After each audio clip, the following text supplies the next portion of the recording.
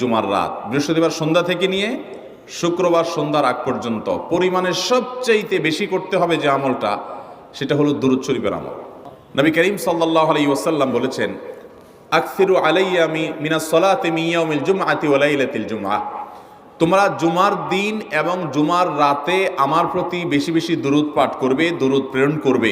ফাইন্না সালাতাকুম মা'রুদাতুন আলাই, কারণ তোমরা যে দুরূদ পাঠ করো এটা আমার কাছে পেশ করেন আল্লাহর ফেরেশতারা, এবং রীতিমতো নামধাম সহকারে আল্লাহর একদল ফেরেশতা নিয়োজিত আছে। তারা বলেন, আল্লাহ, হে আল্লাহ রসুল, আপনার অমুক উম্মত, অমুক অনুসারী, আল্লাহর অমুক বান্দা পৃথিবীর অমুক প্রান্ত থেকে, অমুক দেশ থেকে, অমুকের সন্তান, সে আপনার প্রতি দুরূদ পেশ করেছে জুমার দিনে, জুমার রাতে বা অন্য সময়ে। এটা নবী করিম সাল্লাল্লাহু আলাইহি সাল্লামের কাছে রিপোর্ট দেওয়া হয় আল্লাহর নিযুক্ত ফেরেশতাদের মাধ্যমে। এই জন্য শুক্রবার দিন এবং রাত, অর্থাৎ বৃহস্পতিবার সন্ধ্যা থেকে নিয়ে শুক্রবার সন্ধ্যা পর্যন্ত